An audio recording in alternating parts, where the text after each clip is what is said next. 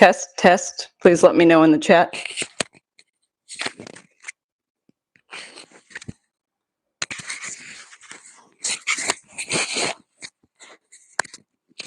Isabel, can you hear me?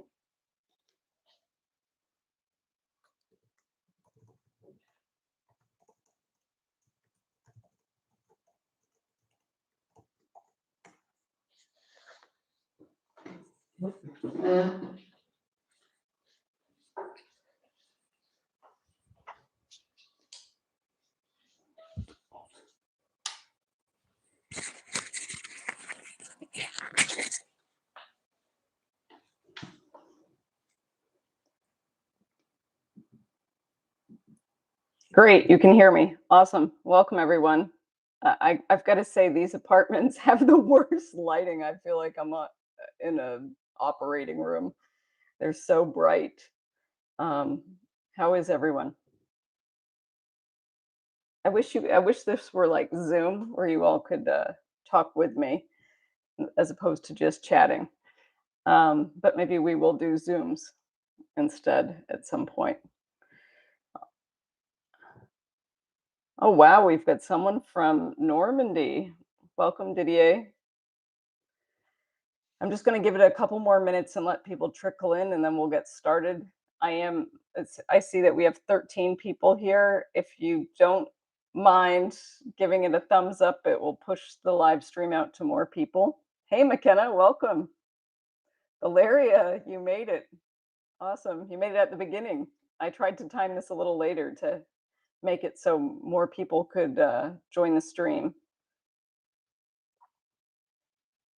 So, hi, Lisa, all the way from Virginia. Awesome. I love that this is an international crowd. So the way I'm going to frame this is I am going to a lot of people only talk about the practical logistics, but I also want to talk about leaving the US or your home country, wherever that may be, and what's worth considering beforehand, and then also on the ground practical stuff, but also the mental and emotional that go along with it, and then also a work component. Oh, we've California and Finland, my goodness, welcome. So we are going to go through everything. Hi, Spencer. And I want you to ask questions, because this is really this is for you all. I want to be as helpful as possible, and I want you to get the most out of this. So first and foremost, if you don't know anything about me, my name is Jasmine, and I just moved to Vietnam. This is the 7th country I've lived in. I've lived in the United States, which is where I'm from, but then I've lived in 6 other foreign countries. This is my 2nd Southeast Asian country. The first was Indonesia, specifically the island of Bali. So when I was living in Bali, we had to do visa runs quite a bit, which, a lot of people just leave the country and come back the next day. And that wasn't really my thing. I wanted to explore the region. So I would time my visa expirations with a planned trip. So I've spent a lot of time exploring the region, both before moving to Bali and then during my time living in Bali. So I do have a good idea about what life is like, what the costs are. I've kind of kept up on that. Some of the things I may know in terms of costs might be a little out of date, but I do know relatively what things cost. We can also talk about income and what your income source is going to be, whether you're going to generate an income by working in the country that you're in legally, of course, or you have an independent income or an independent stream of income that you generate that's maybe not a pension or a retirement from your country. Hi, Vitali.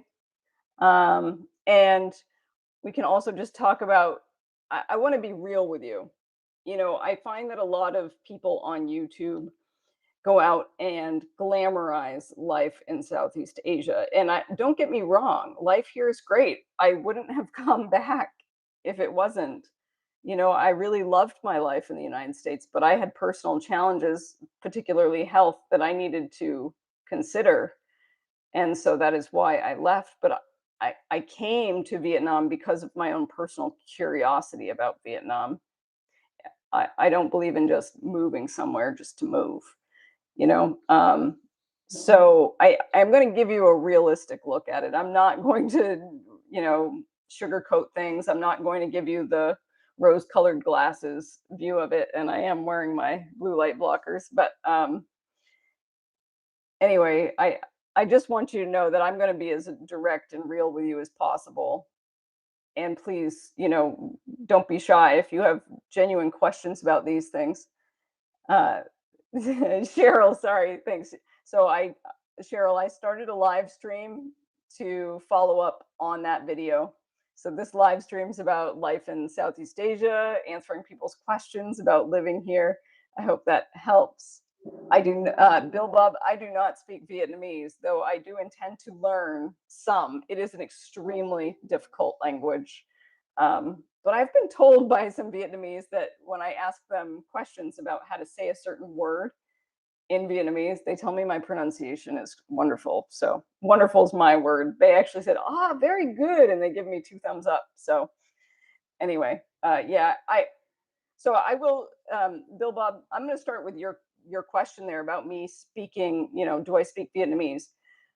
What I'm going to say here is that when you are moving abroad, especially to Southeast Asia, making the smallest effort to learn some of the language, even if it's just a few words here and there to order your food, to greet people, to ask them how they're doing, goes a really long way. If you want to befriend locals, there has got to be, and I mean befriend locals in a way where you build a connection with them and uh, they recognize you as part of their immediate surroundings. Not necessarily like their best friend, but it is important that when you move somewhere, that you have a foundation um, to sort of build a life on. And part of that is getting to know your community members and doing your utmost with that. And when you show that small effort to get to know their language and try to use it when speaking with them, you are going to earn a lot of respect. And really, respect is earned at this point. Now, I do say that as also a point of support, too. The more people see you, the more people get to know you, the more that people, whether they be foreigners or locals, see that you make an effort to connect with people, the more you are going to have support, especially when something goes wrong.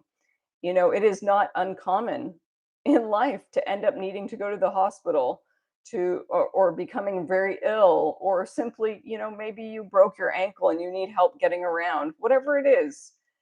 You are going to have a surprising number of people back you up if you put in that effort. So if you are not the type of person who is willing to put in that effort, please know that you're only going to get back what you give when it comes to living abroad. If you want to live in a foreigner bubble, you can totally do that, but you're going to miss out on a lot.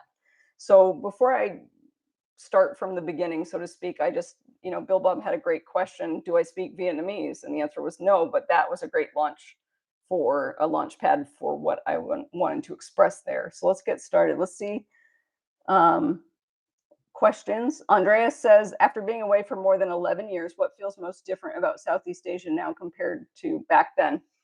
Well, I will say this. I was very caught off guard. So first and foremost, I haven't been on an airplane since 2019. Yeah, it was the summer of 2019 when I was coming back from South Korea. And that was just a 3-month stint, or maybe it was 2.5.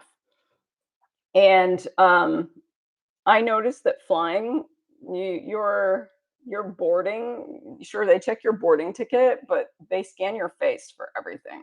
Like your face is your boarding pass almost, even though they give you one.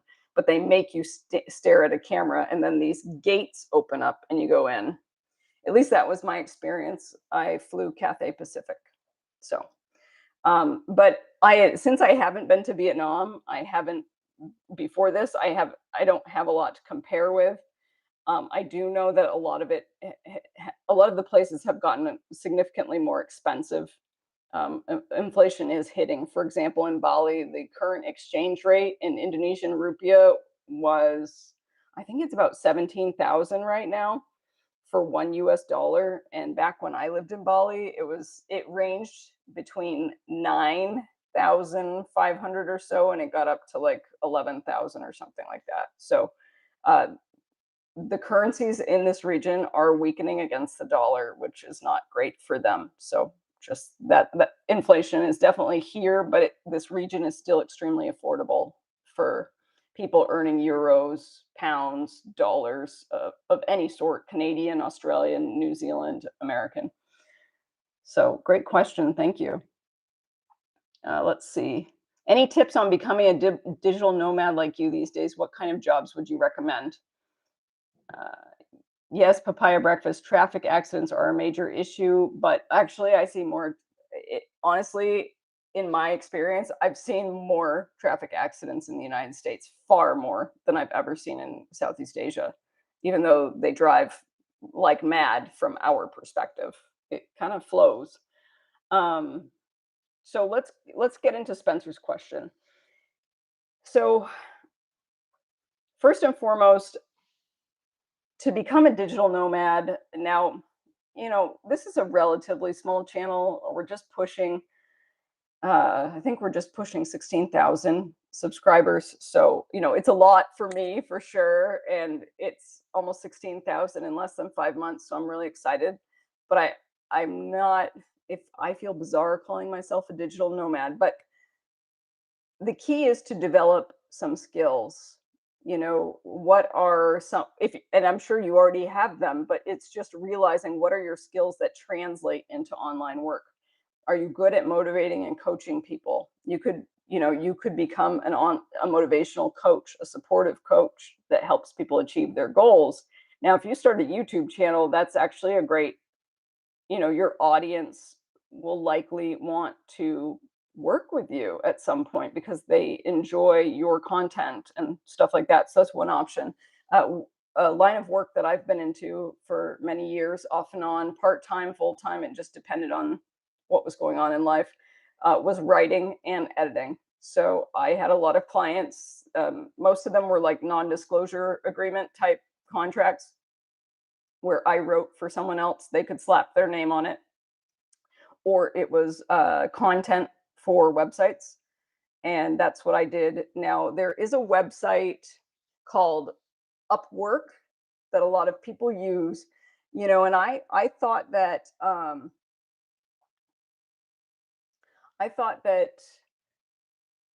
AI was going to kind of drive people out of business in the writing world. But the thing is that at this point, writing is still a great option if you want to work remotely and not have like a job, but you want to do contract work. Upwork, and I'll put that in the chat for everyone. Upwork is filled with people that don't want just generic AI content because it all sounds the same. So that's one way, that's one place you could look. But Upwork also, you know, graphic designers, social media managers, those kind of all sorts of jobs on there. I would definitely recommend looking on that website. Um, Also, if you are good at creating digital products like books or guidebooks, 10 ways to whatever, you can start doing that. I personally already know that I'm going to stick to my lane, which is going to be YouTube, Patreon, and then my writing and editing work, and that's it. I'm sorry that I'm not as well versed in that. I'm more experienced in teaching people about how to get jobs, being an ESL teacher. So let's see what else. Okay, full tank, empty road. Have you always been comfortable being alone, or is it a developed trait? Great question. I would say that I was like that even as a kid. I played a lot outdoors with my friends and I had a blast. Don't get me wrong. I really had so many wonderful friends. But I when I was alone in my room, I was also very happy. And I think part of it was I always realized that I was the only person I knew that was motivated to go and see the world and do lots of unconventional things, and that if I wanted to do them, I couldn't wait around for other people, because I'd be waiting my whole life. And so the more I went off and did these things on my own, uh, the more I grew to enjoy my own company. So I hope that answers your question. Let's see. Yeah, Bill Bob, I heard that too, but I didn't know. I wasn't certain about the face scan thing. Resburgo, how is the food there? The food is phenomenal. I used to think Thai food was my favorite cuisine, and I've had Vietnamese food in other countries, not a ton, but I wasn't super impressed. But I think it's because the produce here is so delicious. It's very fresh that I just can't get enough. Let's see. Da Nang is not that bad for traffic in Vietnam unless you're on the city side of the bridge. So there's the city side and the beach side. And downtown Da Nang can be crazy, but Hanoi and Ho Chi Minh City are way worse from what I understand. I can tell you that Hanoi is way worse for traffic. And I was told by Vietnamese people that Ho Chi Minh City is even crazier. Let's see. Um, Andreas, do you feel your perspective on health and lifestyle has changed since moving to Vietnam? No, no, I'm just really happy to be here because I feel like my health is already improving. Just, you know, it was very quick to happen. It even happened in Hanoi before I made it to the beach, so that says something. And let me be clear, when we're talking about living in Southeast Asia, it is very, very crowded. And while I used to be a city person, I am not a city person anymore. The only reason I am in Da Nang is because it has a phenomenal beach and warm, clean water. And again, as I said in that video, if I can't be in the mountains, I got to be at the beach. And if I can't be at the beach, I've got to be in the mountains. So that was my compromise, was like, okay, I can live in this city if I can walk to the beach and I can be in that ocean every day. So that was pretty much my choice. But my perspective on health hasn't changed, but my quality of health is improving, that's for sure. Oh, let's see. Um, Papaya breakfast says population decline has killed the English teaching jobs and wages in many Asian countries, particularly Korea and Japan, and now China. Elementary schools are closing, equals lots of spare teachers. Well, I would say Japan is the worst. Actually, part of what you said is true. That's for sure. Japan has the lowest paying teaching jobs, especially in relation to um, the cost of living. It's actually horrendous, and South Korea is very close behind. But in China, you can still get jobs.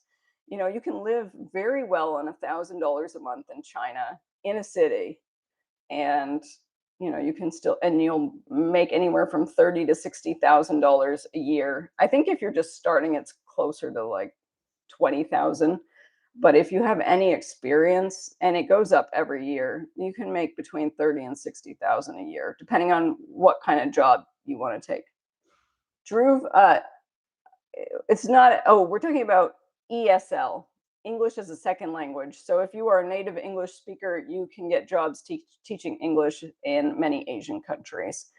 Actually, Vietnam is probably number one in Southeast Asia, for those of you who are curious, for teaching English as a second language. That is because, first and foremost, unlike other countries, you can get a visa. You can get sponsored by your employer and work part-time, first of all, and you can live very well on a part-time income. I just want to put that out there. And you can also do full-time. I'm just saying, you can definitely do full-time.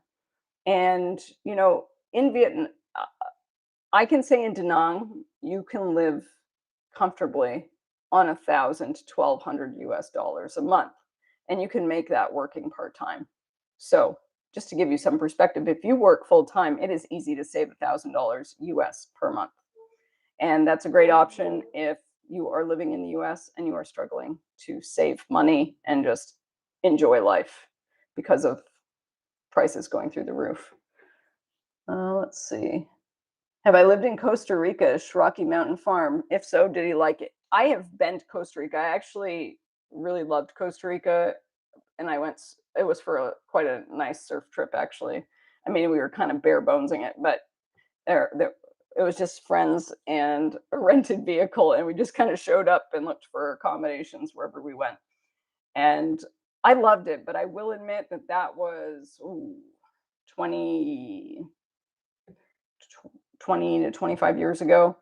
And I've heard it's changed quite a bit. I also have heard that crime has increased, and it used to be one of the safest countries in the world. So I can't give an honest opinion of Costa Rica. I love the Costa Rican people, though. They were very kind and very welcoming and just kind of were embracing of foreigners back then.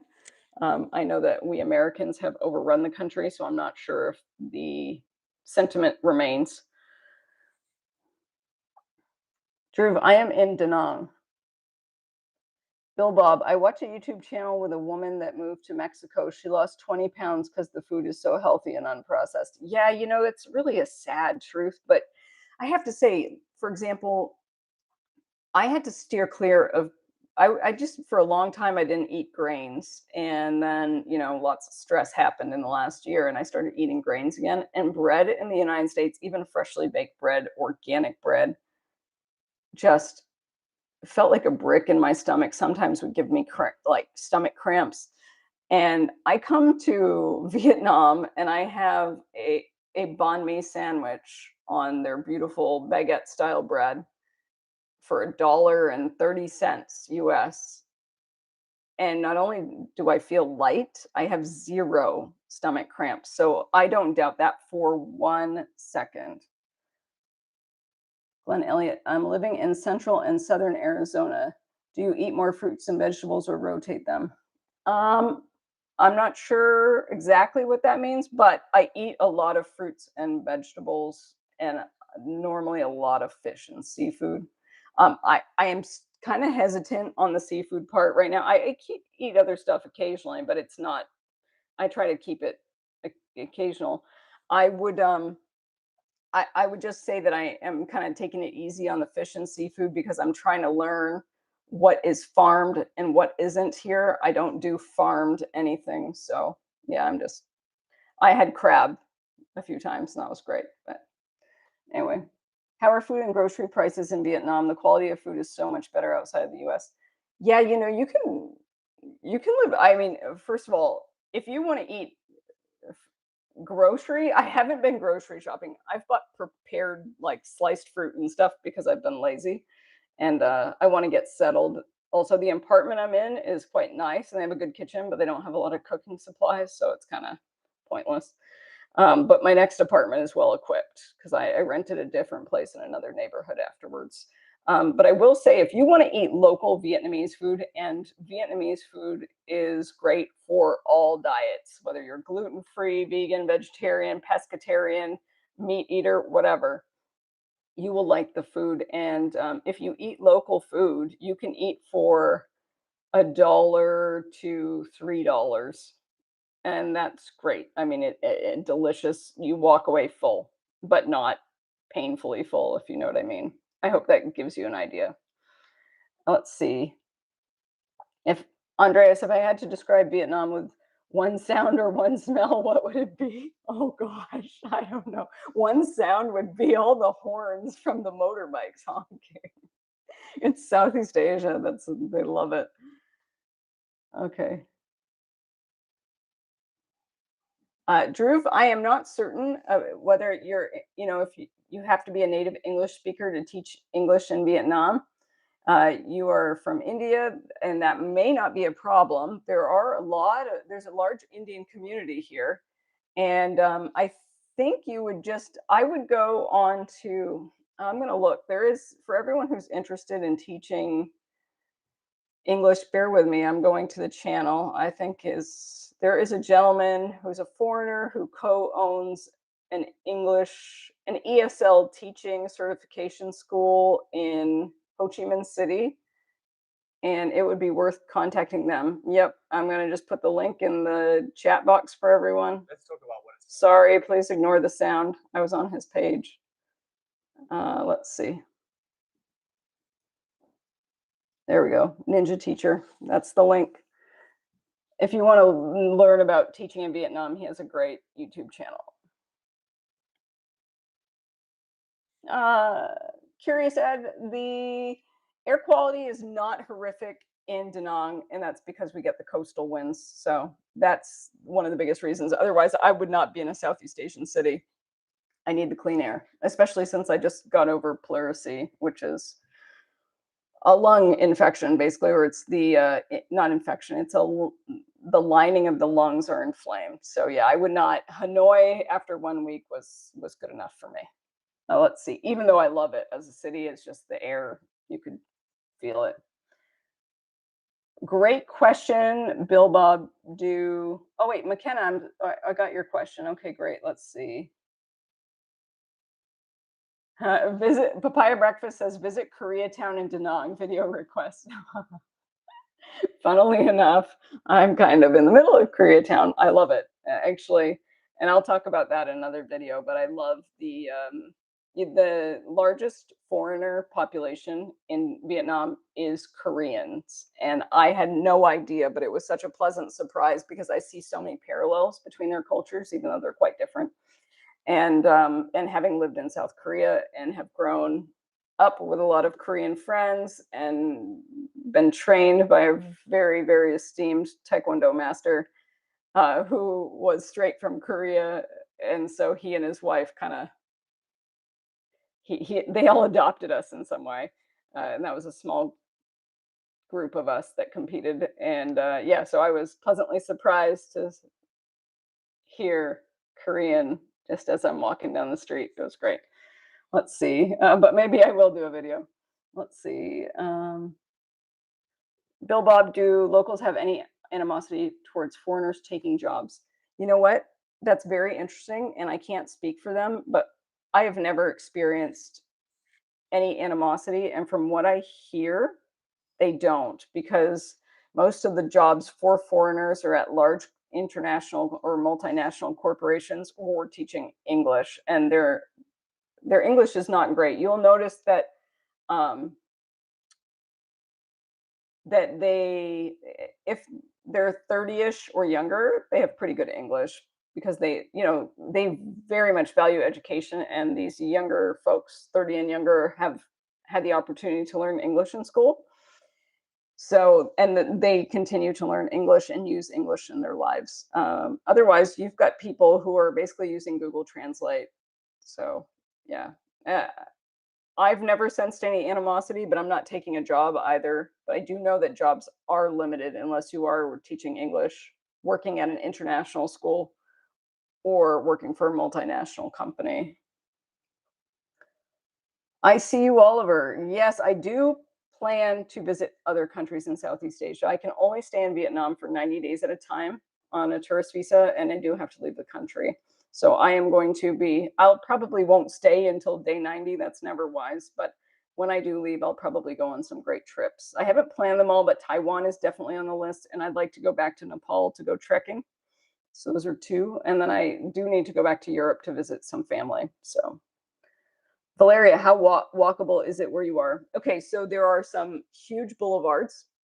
I'm not going to lie, but there are tons of tiny back streets that are really easy to navigate. And well, you always have to watch out for motorbikes around here, but they're cute little streets lined with tons of little family-owned businesses. It's fantastic. I love that this place isn't dominated by chain businesses. There are just lots of independent cafes and restaurants and shops. It's really cool. Let's see. Yeah, Curious Ed, you're right.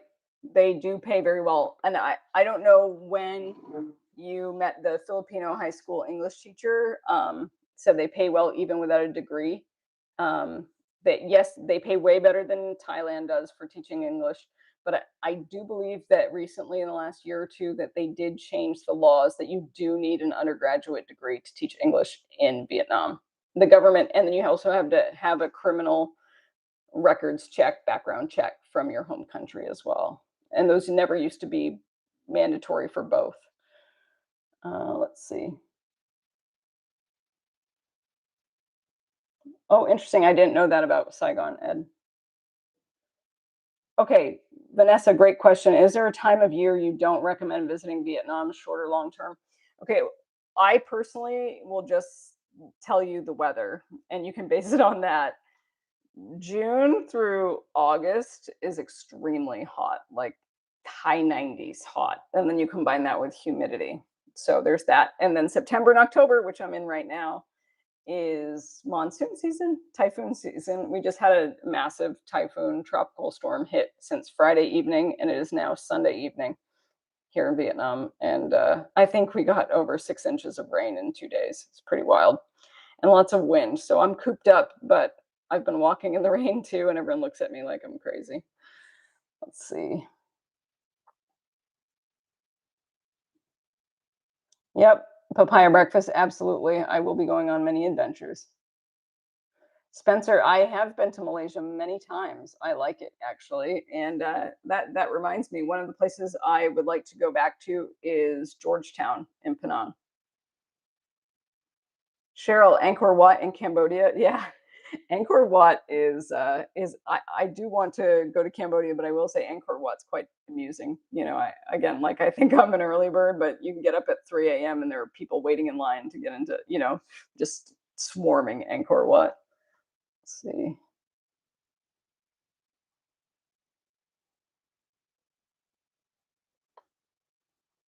Oh, interesting. Curious Ed. Yeah, Taipei is on my list. Let's see. All right, so I want to get into. I want to help people, and I want them to give you information about living and working in Southeast Asia. And now, again, this is you being a remote worker, digital nomad type, or a retiree, or teaching English. I don't want people to just come here with no plan or anywhere in the region. So first and foremost, the most affordable place in the entire region is going to be Cambodia. Okay. Now, what I will say though is that internet in Cambodia is not reliable. It For someone like me who's doing live streaming, I would not base myself in Cambodia for that simple reason alone because I do depend on reliable internet. Now, if that doesn't matter to you and you say you're just writing and that's your work and you just need to upload completed documents, at certain times, then that's not a big deal. You should be fine. But it is a lot more affordable than any other country. That said, in terms of quality and cost of living, Vietnam blows everywhere else out of the water. Really does. Malaysia's fantastic, but even Malaysia is more expensive than Vietnam. Let's see.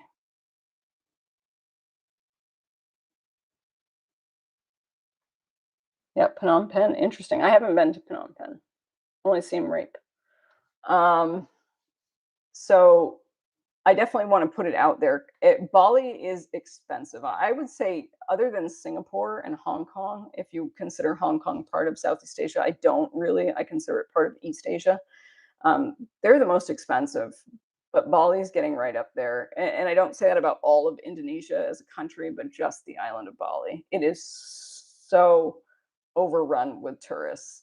Now, the first thing I have to say is when you're leaving your home country, please go somewhere that you're really actually interested in. Please go somewhere where you are going to enrich yourself and maybe you can even give back to whatever community you're going to.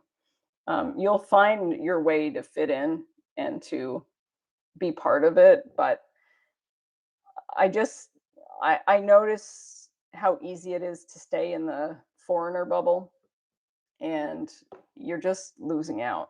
It's my real honest opinion. Now, let's just get into the nitty-gritty here. If you haven't been to Southeast Asia, there are lots of things to be aware of. Landlocked cities have horrendous pollution. Okay. I'm just going to be very direct. Horrendous pollution. Um, it's unbearable. And it's one of the reasons why you see a lot of people wearing masks all the time. I see people wearing masks in Da Nang, and I think the air is just fine. So, you know, um, but please just keep that in mind. If you have compromised immune systems, and I recommend going somewhere more remote. And there are lots of more remote places, but that requires you traveling around and exploring. And also, when you're doing that, please be aware of the customs. For example, in Indonesia, there are certain parts of the country. Bali is the rare exception where it's Hindu, but most of Indonesia is it is a predominantly Muslim country, and then there are some Christian islands or sections in cities. I just recommend that you be very familiar, and for example, Malaysia is a mix. You've got Buddhist, and Muslim. So I really recommend that you be aware of where you're traveling and the customs and the cultures and what's expected. Of course, foreigners get a little bit more leeway, but don't push it because you can get yourself into some trouble. You don't want to end up in trouble around these parts. Okay. That's all I wanted to say. Um, Also, when you're leaving your home country, make sure you're running to something or walking to something or journeying towards something, and you're not running away from something. You know what I mean? A lot of people want to leave their home countries because there are so many problems going on and they can't take the stress anymore. And that's fine. There's nothing wrong with that as long as you're not just running out on everything, and abandoning responsibilities or whatever. I just recommend that you tie up your loose ends and then come here, because if you don't, you're actually going to feel a bit miserable. You're going to bring those problems with you. And then you're going to ruin your Southeast Asia experience, and you're going to believe that the place brought that negativity towards you when in fact you brought it with you. So choose a place that you're really interested in, and make sure you're coming here for the right reasons. Curiosity, improved quality of life. Exploration is the big one for me. Curiosity, and in this case, health. And health is a major one for everyone. So let's see. I'm going to keep going through some comments here. Andres, if I had visitors from Europe or the US, what would be the very first Vietnam experience you'd want to show them? I would want them to come watch the sunrise in Hanoi around the lake, seriously, and just witness the amazing, it's like one massive fitness event every single day, because it is just shocking and impressive all at the same time. I'm sure there's a lot, but I don't know the country well enough. But so far, that is the most impressive thing. And I've seen some really beautiful sights already. And yeah, I love that. Curious Ed, Kuta is horrible gridlock, but I just stayed in Kuta, Legian, and it was cheap. Ubud is through the roof. Yeah. But I personally don't. Ed's talking about the southern part of Bali, and I used to surf in the Canggu, Legian area, and Kuta is gross in my opinion. I can't do it. Also, Kuta is the home of the famous Kirabokan prison, which is also known as Hotel K, and there is a book on that. I think it is called Hotel K, and it's pretty horrific. Let's see. Gonti, is pollution or trash in the sea a problem there? In Vietnam, in this part of Vietnam, there is trash on the ground. It's less so than most other Southeast Asian countries. Singapore is absolutely clean, but compared to other Southeast Asian countries, um, the beaches are quite clean by comparison. They're not totally clean, but they are quite clean, and the water is very clean. Yeah. Glenn Elliott, I agree. It's great to walk in the rain. And I just got caught in the rain on a road motorcycle a few times and enjoyed it. Andreas Garcia Studio, welcome. Long time no see. Good to see you in the live stream and not just the comment section. Drew, I don't know if India is on my immediate list, but as I mentioned, I am very interested in going to Ladakh. Tom, I noticed that the trains in Kuala Lumpur had ladies only sections. You would occasionally see ladies in full robe and veil. Otherwise, the Islamic culture wasn't too overwhelming. Yes, I agree. It's actually, but they do, there is a thing in Malaysia, and now this doesn't apply to foreigners. I've never heard of a foreigner who's had this experience. Because my partner, well, my former partner and I used to travel to Kuala Lumpur quite a bit. And they would do hotel checks and they would make sure that and it was mostly it was, I don't know where these police, the hotel police, I joke and call them, where they stand within the community or within the mosques, but they would go to different hotel rooms and mostly different hotels. And these were mostly hotels owned by Chinese entrepreneurs who are a lot more lenient and they don't really care who their guests are. They just, you want to pay for a room, the room's yours. And they would go and bang on doors and make sure no unmarried Malaysian couples or Muslim Malaysian couples were shacking up together. Just an interesting tidbit.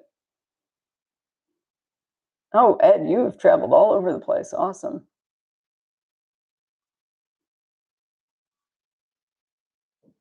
Welcome, Anime. Right now in Vietnam, it is 10:20 p.m. Way past my bedtime, but I've got a lot of energy because I haven't been out getting enough exercise because of the rain. Will I be saving this live stream? Yes, yes, yes. I am going to save this live stream. So more about living and moving abroad. So I want to give you some practical information here. When you're coming to Southeast Asia, I recommend doing a couple things. First, before you leave, please, my advice for everyone is always take half of what you think you need to bring with you and double the amount of money you think you need to bring with you.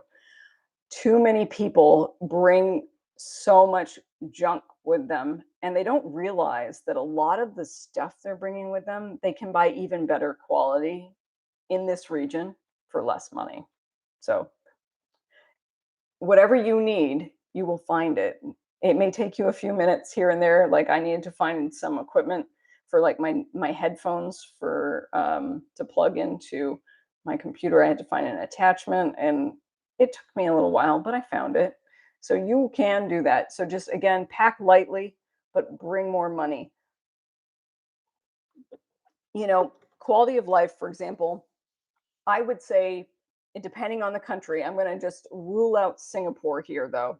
Okay, Singapore is very expensive. But if you have $2,000 a month in your pocket, whether you are having a monthly income or you have a lot of savings, $2,000 a month, you can live very well in most countries in Southeast Asia. Again, put Singapore aside. Vietnam, in Da Nang in particular, it's, you could probably live in Hanoi very well for $1,500, but Da Nang is cheaper. And so I would say 1,000 to 1,500. I don't know. I know Saigon or Ho Chi Minh City, whatever you want to call it, is more expensive than Da Nang as well. So just keep that in mind. I always say have an emergency buffer, at least a couple $1,000. And again, part of this has to be, I say that especially if you don't have an income and you're just coming here on your savings and you're going to start your own freelance business by generating different revenue streams from your home country. just definitely have an emergency fund. That way, if you land in the hospital, you can cover the expenses. I do have to say that $2,000 would cover a lot. Um, I actually, and I'm not sponsored by them. This is not, I have no affiliation with them, but I do have travel insurance for the time being. Um, and that is through Safety Wing. They have a digital nomad insurance, and I'll type it in. You'll have to go look it up. I don't have like an affiliate link or anything like that. I'm just telling you, there is digital nomad insurance out there. So keep that in mind. It is it's up to you. I have to say that you can get extremely good healthcare. There are international hospitals here in Vietnam. They're in Thailand. They're in all of the countries, except I would say Cambodia is the one country where you'll probably, yes, you can, small ailments you can get treated, but for something major, you're going to have to go to Thailand or Vietnam. Okay. So just keep that in mind. That's one disadvantage of Cambodia, despite it being pretty laid back and cheap, and the people being very nice. It's the healthcare. If you need urgent healthcare, like an operation or something, you need to go to Thailand. So keep that in mind. But $2,000 does cover a lot. Okay, for example, I got a dental cleaning in Hanoi at one of the top dental clinics, and it cost me, and this is on the expensive end. When I did the conversion, it was $11.36, just to give you an idea. Okay, and they offer free X-rays, but I don't do tons of X-rays, and it's not my thing. Let's see. Question.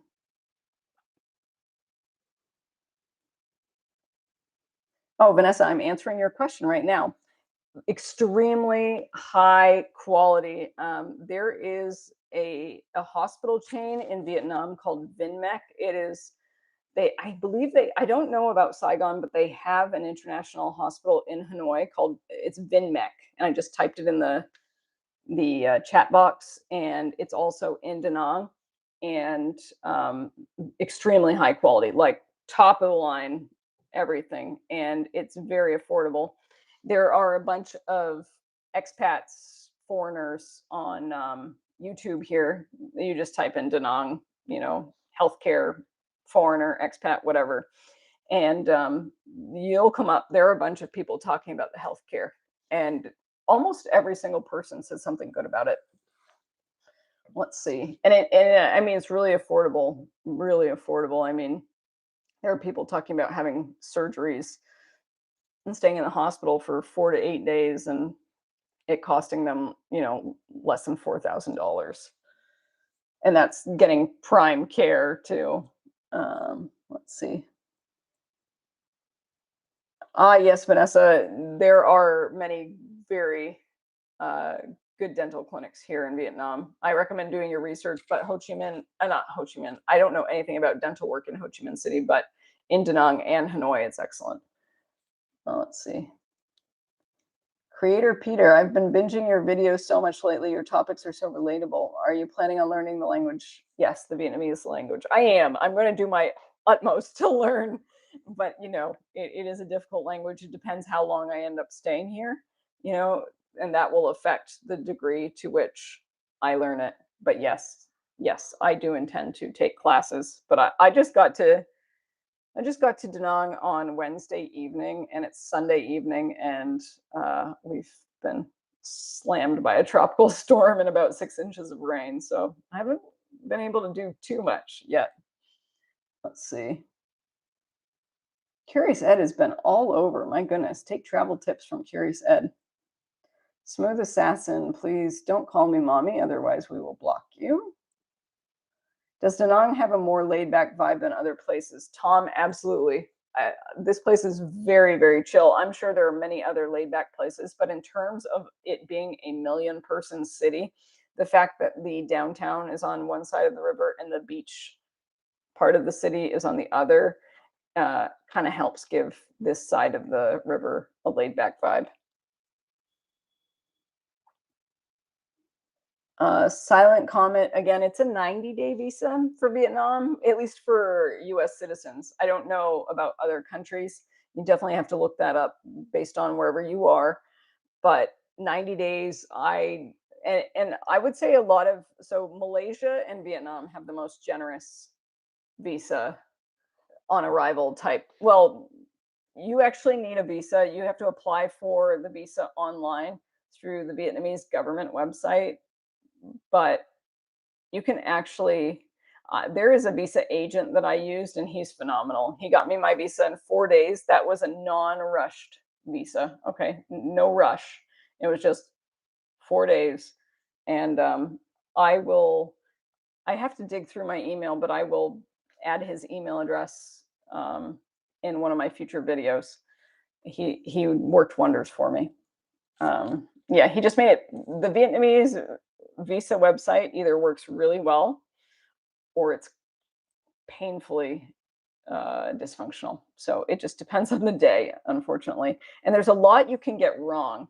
Now, when a visa agent does it for you, they need very little information from you, but the website demands that you fill in umpteen questions. And if you do one thing ever so slightly wrong, it your visa gets rejected. Now, see, that visa costs $25 on the Vietnamese government website, and make sure you're on the website that ends with .vn. Otherwise, you are not on the government website. And .gov.vn, I believe. And that's $25 if you do it yourself. High chance of the website being dysfunctional or you not doing it properly. But if you pay a visa agent, it cost me like $40. And I was like, please take the extra $15 and save me the headache. So yeah, I do plan on just staying here until I need to leave the country and then coming back, and then we'll play it by ear. How long? I'm not certain. But I kind of don't plan too much. Let's see. Andreas, you can't stay for the live, but thank you for saying hi. And yeah, have a great rest of your day. Okay, afterthought. I'm planning on a long trip to Southeast Asia. I want to stay in a country to do dental work, link implants, and so on. What country, in your opinion? Or a better question is, do you know? Is I don't know. I have not had serious afterthought. I have not had serious dental work done here, so I can't personally recommend. But I know there are a lot of YouTubers. You're either looking at Thailand or Vietnam for dental work. I'm sure Singapore has excellent dental work, but it's going to be more expensive. And I would say it's going to be halfway between Thai and Vietnamese rates. And then, yeah, and then American. I don't know where you're based, but I just want to let you know that.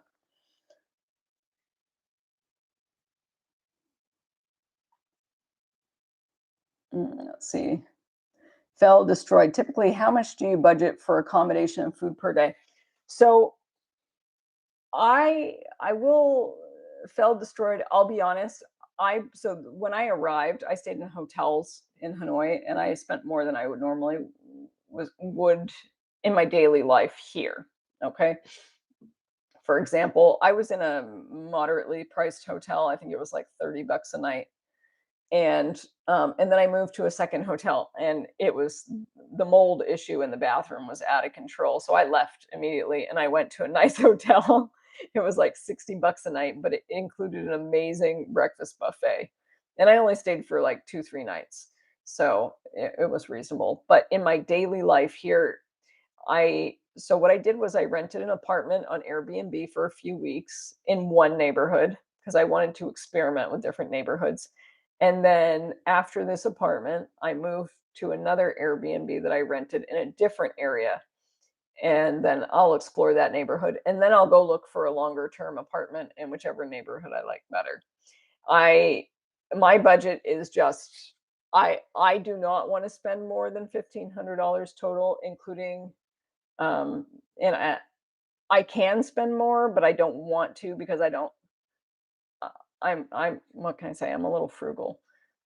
I don't want to like not enjoy myself, but I like to save no matter what.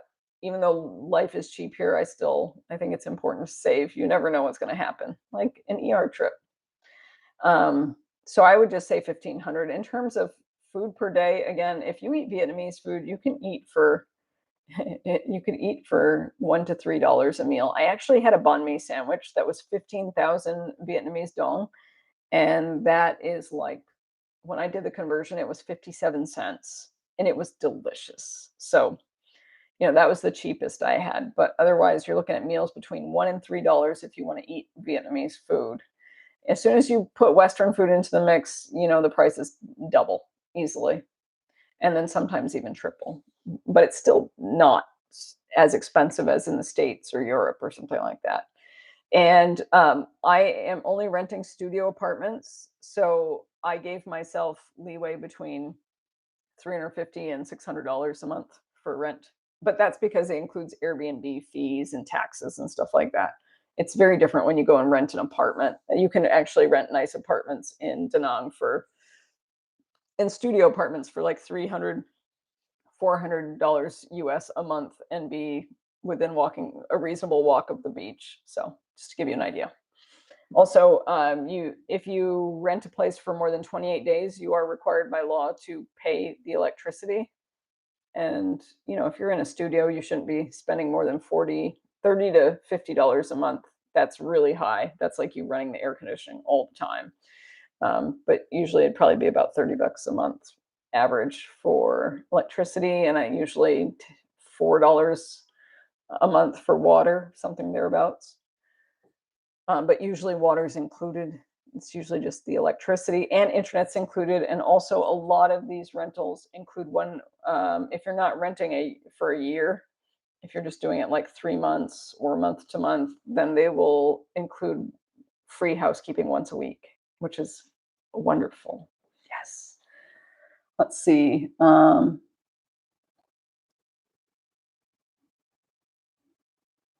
Yeah, the global vagabond is right. So I asked my health insurance provider if I was covered in Southeast Asia, and the rep asked me, why bother making a claim? Just pay out of pocket and call it a day. It's true. It's really true. I actually needed to, I was doing paperwork for a visa, and I needed to have, a physical and x-rays and all this other stuff done for a work visa. And I went to an international hospital in Thailand, and it was so cheap that everything cost me less than $140. And I was escorted around the hospital by an English speaker who was fluent, and I met with doctors who were fluent in English. And again, there was nothing seriously wrong with me, but the fact that I had all of that done, I had blood work done, X-rays. Sorry, someone's dog is going off. I don't know if you can hear that. Um, but yeah, it was very, very cheap. So again, unless you are going to have a major surgery, then insurance isn't really a big deal. But you never know when accidents crop up. So again, this is all about how risk adverse you are, and then also how much money you're willing to pay out of pocket. Let's see. Drew, how much money can you earn as an English teacher in Southeast Asia? Again, it really depends where you're going. I don't know the pay for Thailand, but I know that it's less than Vietnam, which full-time in Vietnam is like 2,000 to 2,400 full-time. And Thailand is less, but it's more expensive. So yeah, let's see.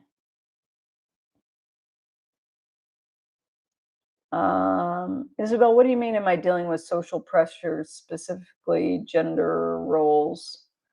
I, I'm not certain, like in relation to whom or what. I don't have any experience. Yeah, Curious Ed's right. Bangkok has the best. Um, yeah, but fell destroyed, $13 a night in Bangkok. It may not be in the best of neighborhoods. A good apartment in Bangkok, you're looking at least $600 a month US. Yeah, Bangkok's not cheap anymore. It used to be very. Last time I was there, it was it it wasn't as shiny as it is now. That's for sure, but it was a lot cheaper. Okay, so silent comment. Do you actually bring cash on your trip, or do you use the ATM machines?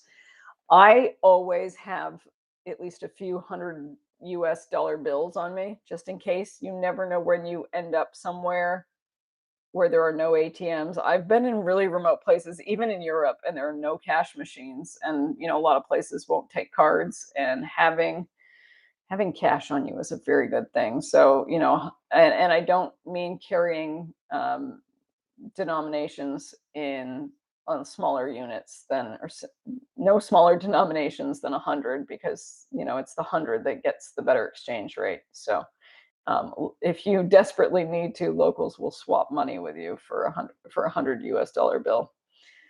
But I do pull out. I don't bring a whole wad of cash with me. I always make sure that at the airport I grab some cash. The exchange rate is always going to be much, much lower, or just not in your favor as much if you go at the airport. But if you get it out of the cash machine in the cities and stuff, it's going to be a lot better. So I always get a little bit so I can tip my driver when I get out of the airport, because I usually organize transport beforehand, and then I have cash to tip. After that, I just get cash out of the ATMs, and just make sure you get your receipts. I don't know where you all are based. I know where some of you are. If you have a bank in the US, for example, I managed to find a local bank that doesn't charge me international transaction fees on ATM withdrawals or international purchases, which is amazing. But I used to have an account with Charles Schwab, and they also did not do that. Now, wherever you are, you may be able to find a bank that's like that as well. So let's see. Isabel, no, I'm not feeling any expectations regarding how women are supposed to be. I feel like, I feel very comfortable. I don't feel. Also, in a lot of those countries, the pressure exists for the locals, not for the foreigners. But no, I don't experience anything. One thing I noticed about Vietnamese women, though, is that they are quite feminine, but not necessarily. I don't know, it doesn't seem like, it just seems like their nature. It doesn't seem like there's an intense amount of pressure. There's not a massive, cosmetic surgery culture or anything like that, as there is in like Japan and South Korea. Let's see. Yeah, it looks like a hostage room. Those are actually the shades. There are bars there are two big windows that open here, but they put bars over them, and there's just like a gap where you can like push the window, turn the handle and push it open. But the other windows don't have bars, and these are shades. And if you pull them down a little more, then these stripes actually cover the gap here. They're cool shades, but yeah, I'm not into the bars. They don't show that in the Airbnb ad. Let's see.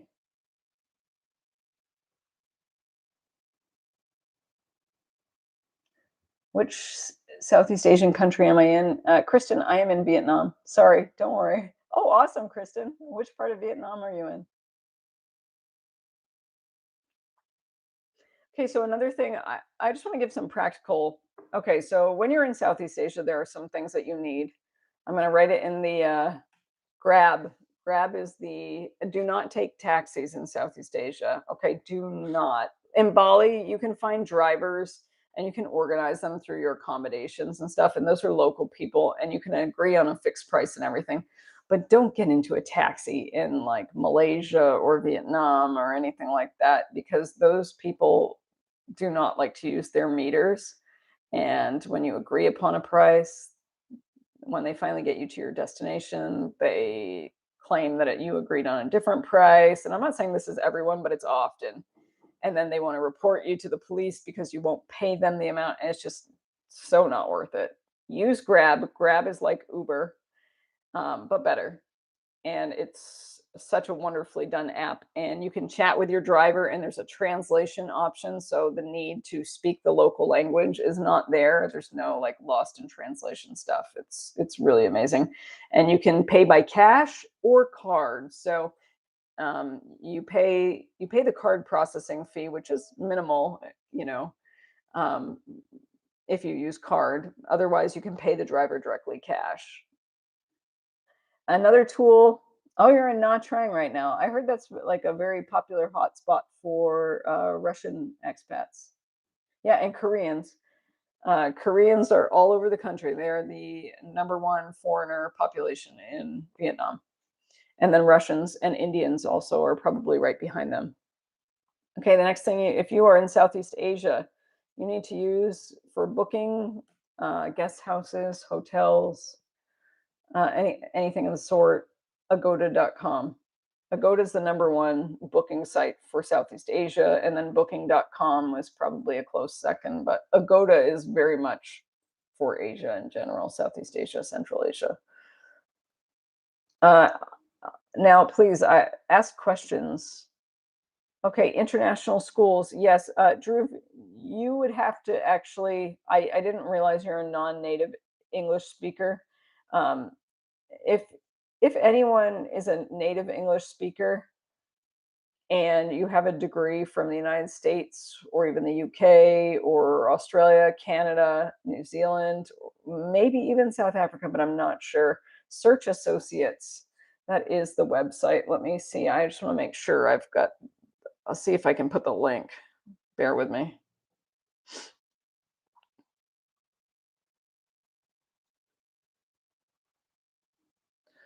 Search Associates. Sorry, I'm digging up this information for you.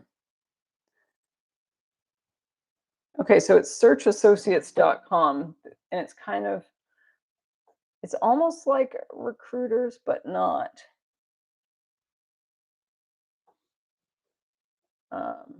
Yeah, it's.com. And if you are a certified teacher, and you got a degree in education, and you have a teaching certification from your country, and I'm not talking about ESL, no English as a second language. I'm talking about straight up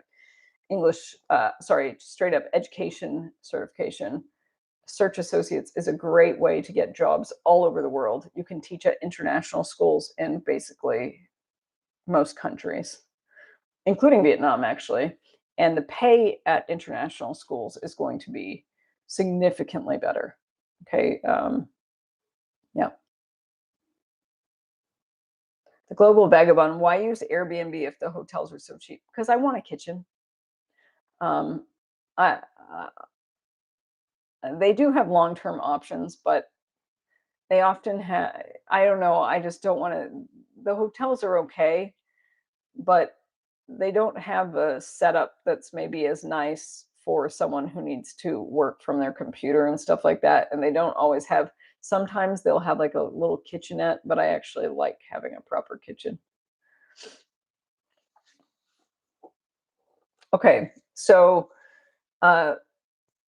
things I wanted to mention about living abroad. First, you need to figure out how risk adverse you are, especially if you're going to come to this region. If you're from a country where the currency is stronger, it's going to be a lot easier for you. But how risk adverse are you? How much money do you want to bring with you? If you know, for example, you want to come to Vietnam, and actually most countries in Cambodia, you could live on $1,000 very comfortably, and even Vietnam too, but you might have to pay attention a little bit more to how you spend your money.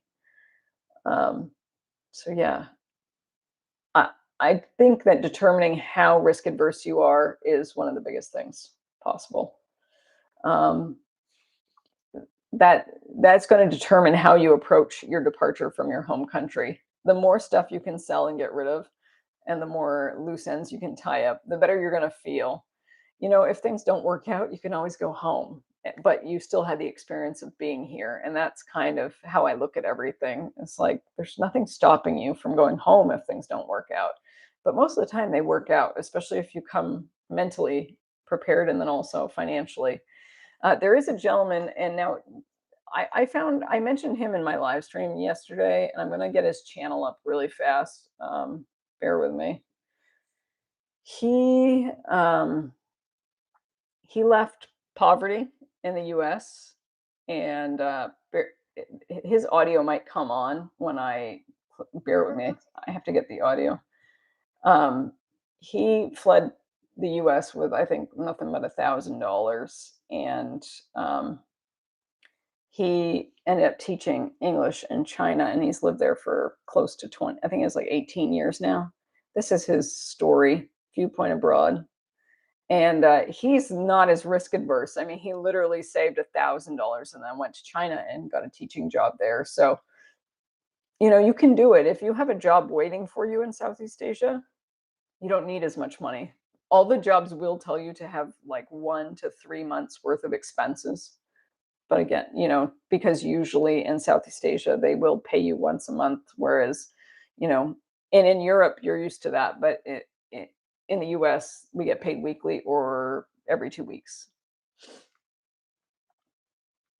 Um, let's see.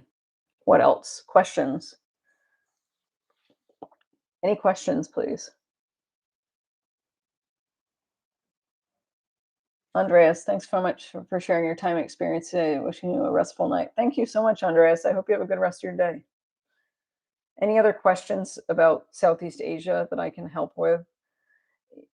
I think one of the key things is to be flexible and to know that when you first land, you're going to need more money because you likely won't be in a long-term accommodation if you're not coming to a job here. In Vietnam, getting teaching jobs is much easier if you're on the ground. You will have to leave the country for a visa run when they give you your new visa, but they're much more likely to hire someone who is on the ground and they know likes Vietnam than someone just over the internet. But other countries are different. Japan, South Korea. South Korea, I will say, I know this is not Southeast Asia, but I will say if you do decide to go there, avoid Seoul because you're not going to get paid very much in relation to the cost of living and you will not save. Also, those jobs are harder to get. If you're going to teach in South Korea, I recommend teaching in the public school system. It's called EPIK, EPIK. Okay, and you can find that instead of teaching in hagwons, which are private English academies, where I'd say the vast majority of those, they really take advantage of their teachers and just suck the life out of them. So yeah, I would go with the public schools. And then in Japan, that program, the equivalent is like you're a teaching assistant, which is basically, you don't do a lot of teaching. I guess it depends on the school and the location, but yeah.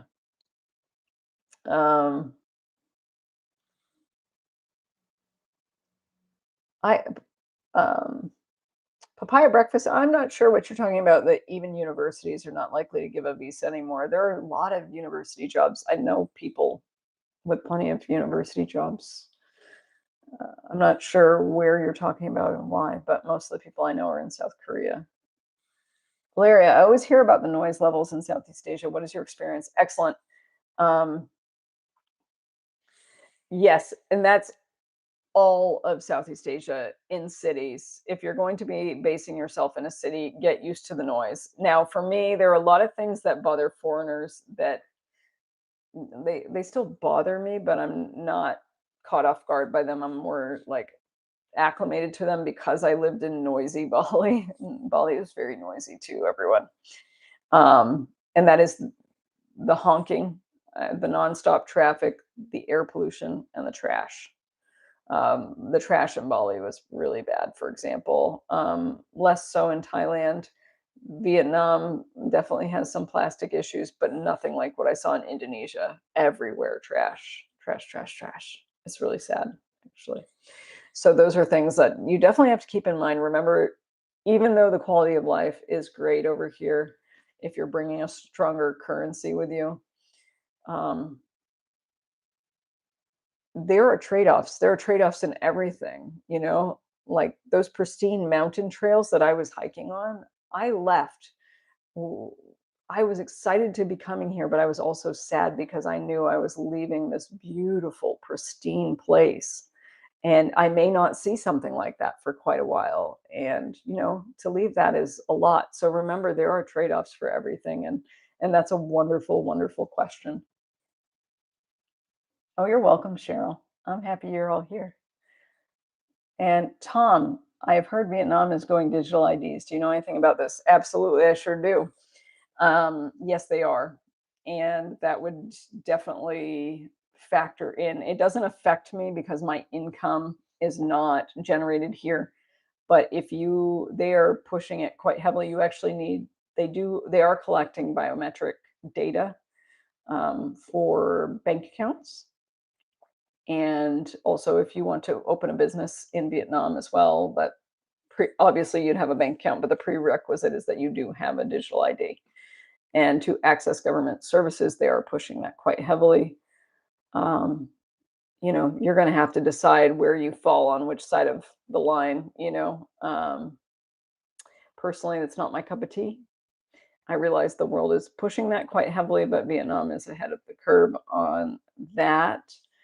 And yeah, you really have to decide what's right for you. Again, if it doesn't affect me as a foreigner who is not, deriving an income from this country. So, but yeah, it is happening here. Whether it will fully succeed, I do know that they basically like shut down tens of thousands of bank accounts because there was no biometric data that was associated with that, and that caused a big with those accounts, excuse me, and that did cause a big um, shock to the system, so to speak. Let's see. Ed, um, I actually love Japan and South Korea. My health goes down the tubes when I'm in South Korea, though, which is one of the reasons why I'm not working there.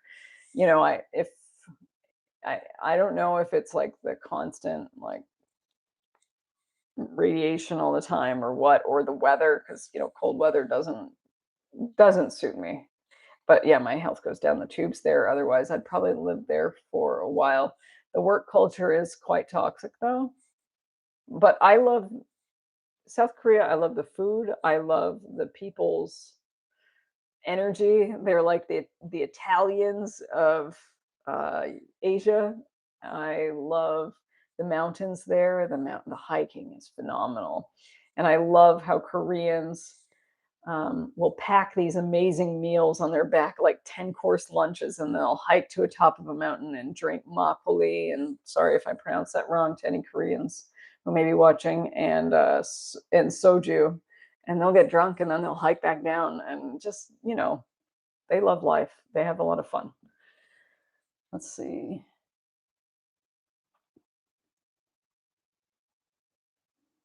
I hope you find a job, Drew. Um, How long does the visa run last? Okay, so Vanessa, some people they catch a bus to Laos and they come back in 12 hours, same day, or they'll fly to Bangkok and come back the same day once their visa agent lets them know their visa has been approved. I personally think that you're pushing the limits when you do that. I would I wouldn't leave that short of a time. I'd be gone for a minimum of 5 days to a week personally.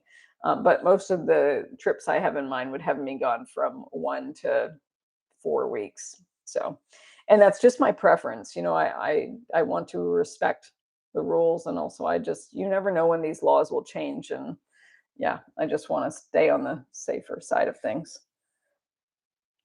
Have I been to the Philippines, Glenn? No, I haven't actually.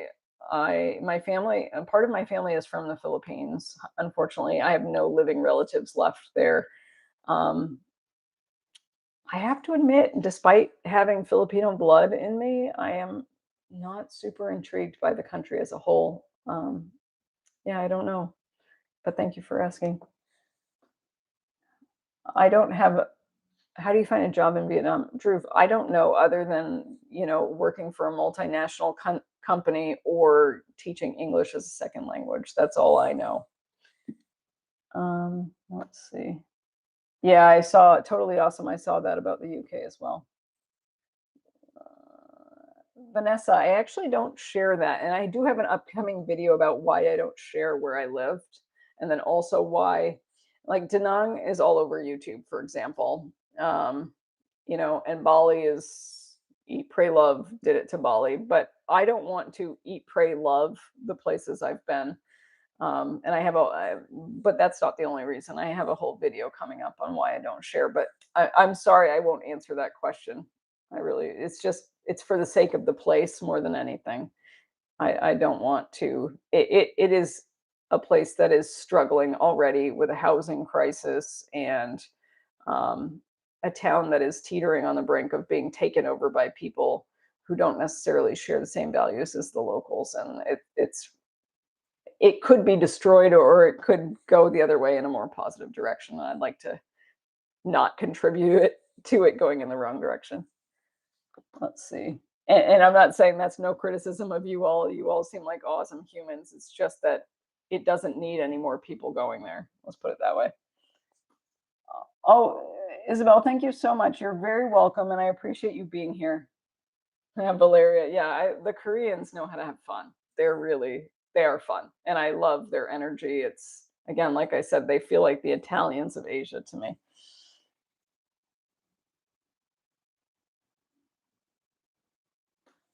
Carrie said, I actually was thinking about doing a little bit of a travel um, video type series on Lao, so that might be fun for you.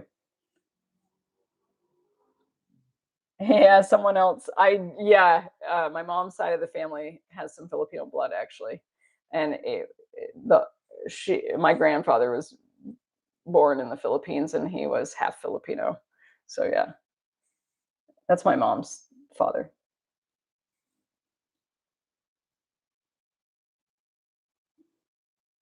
Yeah, Vanessa, border runs, it's different in every country. I also forgot to mention that Singapore, if you like Singapore, I like Singapore a lot. It's just, it's expensive. They also have 90-day visas for US citizens, Australians, and I don't know who else, but I think Brits as well, and New Zealanders, and maybe even Canadians. But you have to look it up. And a lot of people I know would do visa runs for just a day or two out of Indonesia, out of Singapore, out of Malaysia. But again, I don't like to push it. I just, yeah.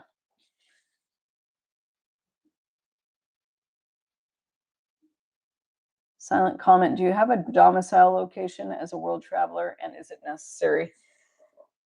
I don't know that it's totally necessary, but I think it's wise because if you can't prove residency in another country, and it's silent comment, I don't know where you where you're from. So, in the US you need to prove some sort of you still need to file your taxes and you still need a US address, for example, if you don't have a residency permit in another country along with a foreign address. So, yeah, I think tax wise, you're going to need to have a domicile. Mine is still in the US, until I settle somewhere. And honestly, when I settle down, it will almost certainly be in the US. I'm not 100% certain, but I am drawn to my own home country. I love it. I just, sometimes you have to leave to take care of yourself. Oh, you're in California. Okay. Yeah. You'd have to figure out where you want to be based in terms of taxes. Any other questions? Southeast Asia is worth a visit at the very minimum. That's what I got to say. It will. Before I sign off, I do want to let you feel free to ask more questions. But what I will say is this: Southeast Asia makes you go with the flow. To learn to go with the flow a lot more. A lot of us Westerners are very structured and rigid. And, Dhruv has an advantage because he's from India, and India is a place that teaches you patience and go with the flow, right? More than anything. All of my Indian friends tell me that. And yeah, so they're more Zen, I think, than we are because we have to have things more structured. But Southeast Asia makes you learn to go with the flow, makes you learn to accept things, be less rigid. Also, it just gets you out of your normal framework. And so you can, I don't know, just be yourself more. I noticed a lot of my foreigner friends feel that way. I mean, I don't know. I kind of am who I am, but other people come from high pressured lives, like prestigious careers, those sorts of things, and then they come to Southeast Asia and they get to relax and like strip away all of that stuff. And I was a hotel night manager, so there's no pretense I need to strip away, or no image, I should say. So I just, yeah. But I do know a lot of people who attribute their well-being to coming to Southeast Asia because of the mentality of how to live and relax and enjoy ourselves. Let's see if there are any more questions.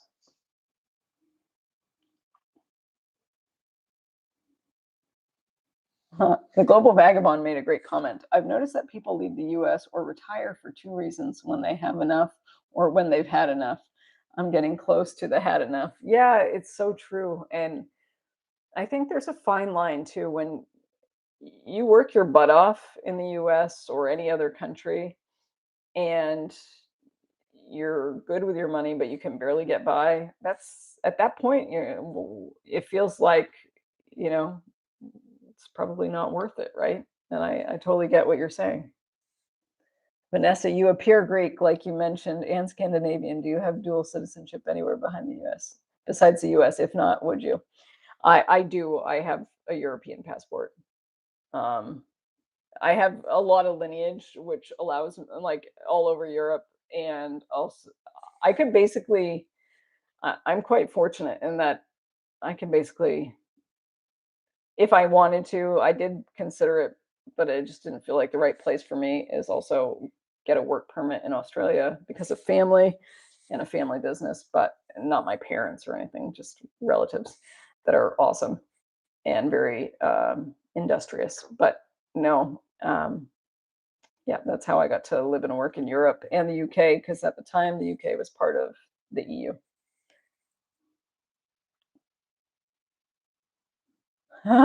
Curious Ed, yeah, walking, you really have to, walking in Vietnam, you really got to keep your head on a swivel and stay alert.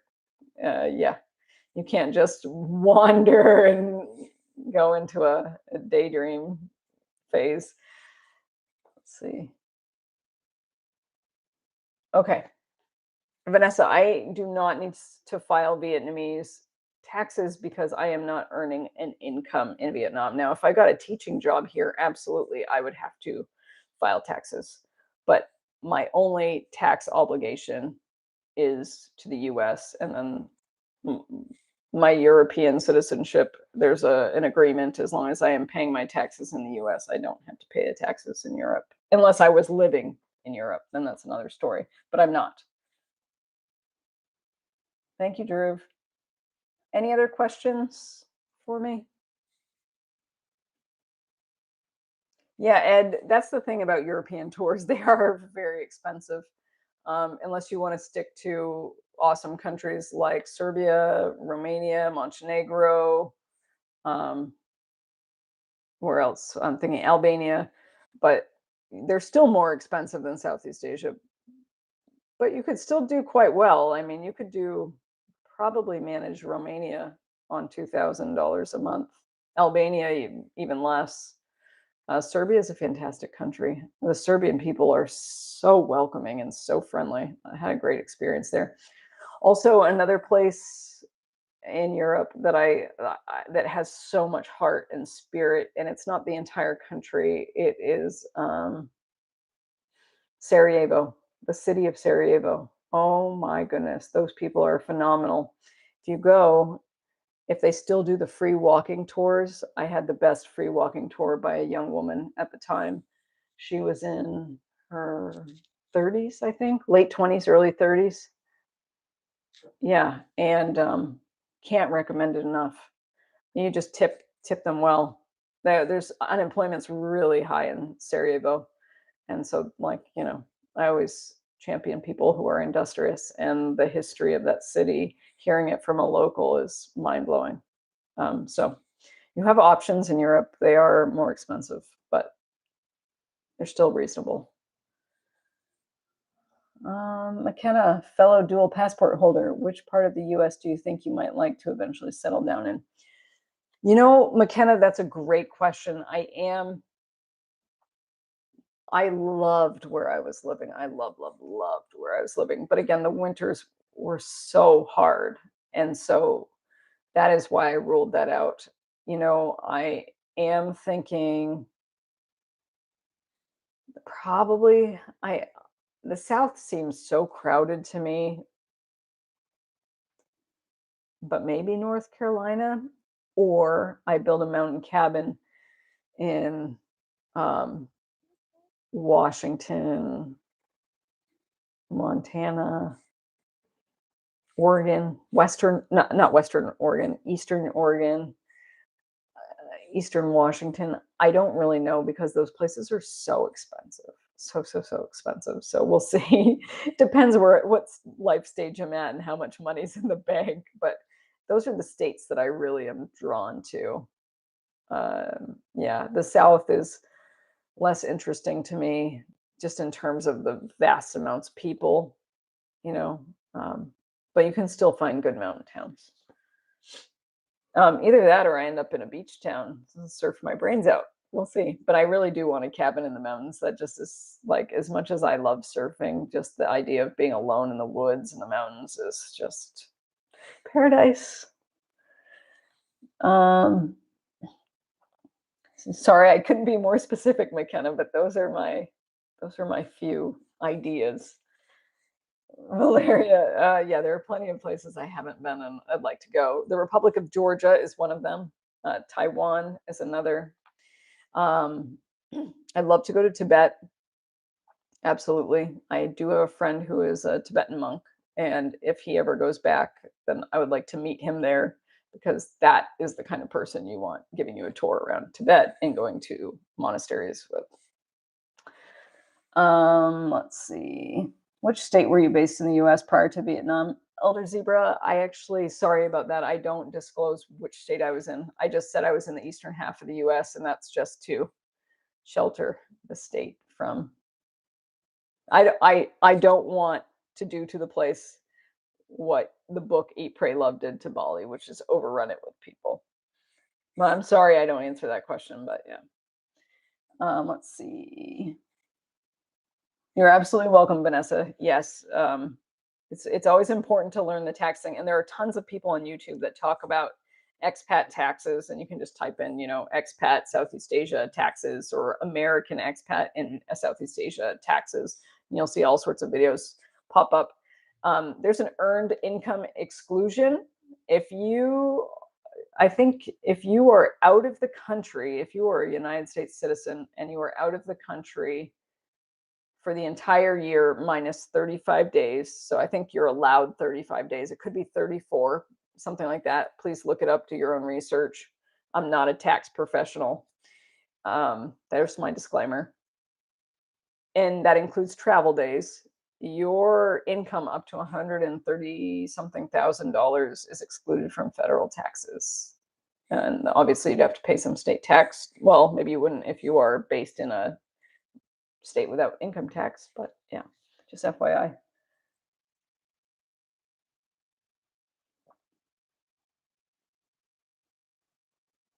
Yeah, Maine is beautiful and cold.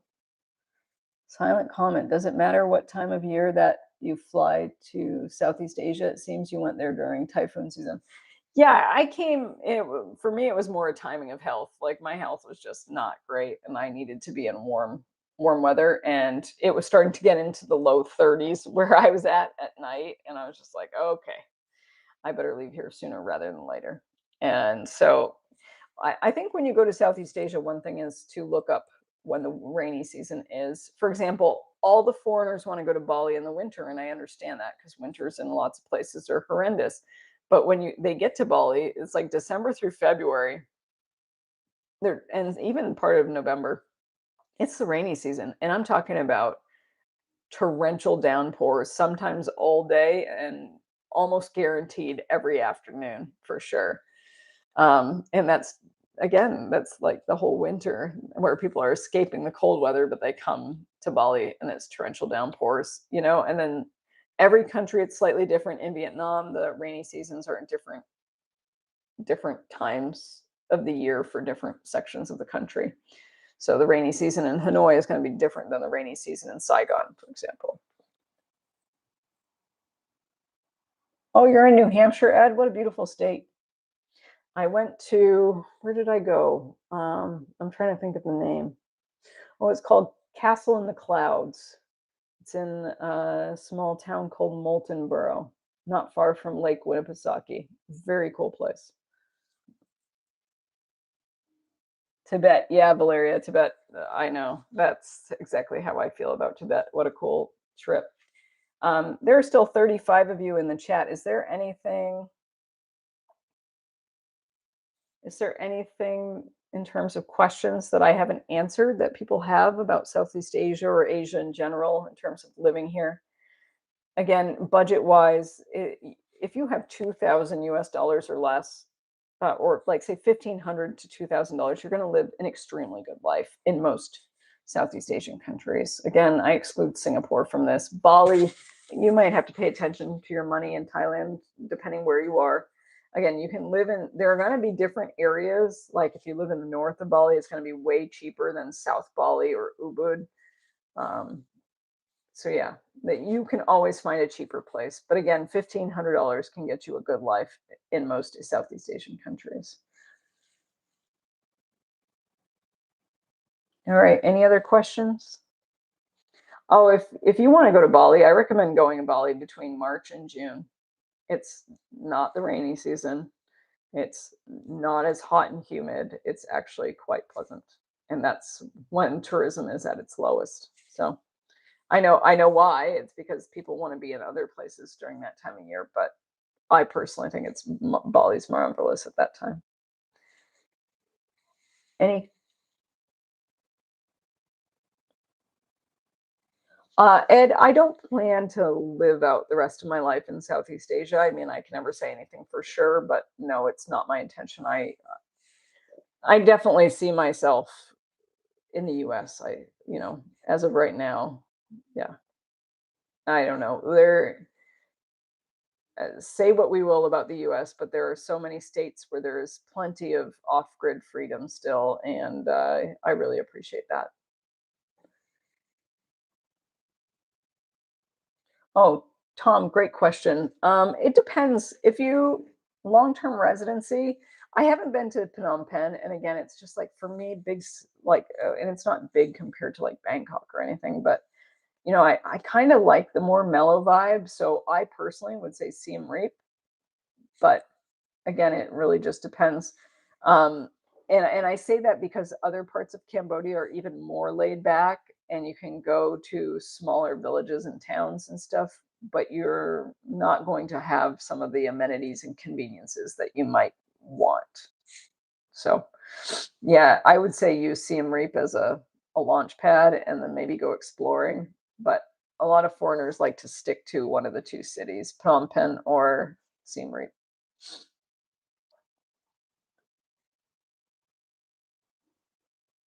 Yes, Drew, I do know that the Dalai Lama has been a refugee in India for quite some time. Yep. Oh, good. Tom, I'm glad. Yeah, you can actually rent apartments for like 300, if small, modest accommodations for like, but totally sufficient and comfortable for like $300 from what I understand.